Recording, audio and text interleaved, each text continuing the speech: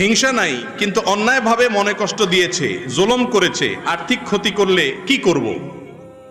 কেউ যদি আপনার প্রতি অন্যায়ভাবে জুলুম করে, আর্থিক ক্ষতি করে, আপনাকে কষ্ট দেয়, অবশ্যই আপনার তার প্রতি কষ্ট থাকবে, থাকাটাই স্বাভাবিক। এটাতে কোনো অসুবিধা গুনাহ নাই, এটা মানুষের নিয়ন্ত্রণের বাইরে, এটা প্রাকৃতিক কোনো কিছুকে আল্লাহ তাআলা নিষেধ করেন না।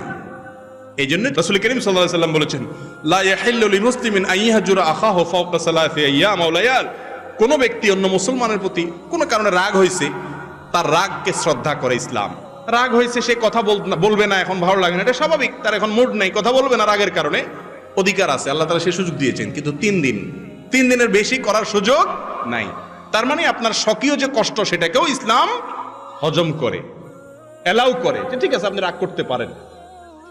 তো কেউ যদি আপনার প্রতি জুলুম করে, আপনার রাগ হতে পারে, আপনার কষ্ট হতে পারে, এটাতে কোনো অসুবিধা নেই। কিন্তু তাই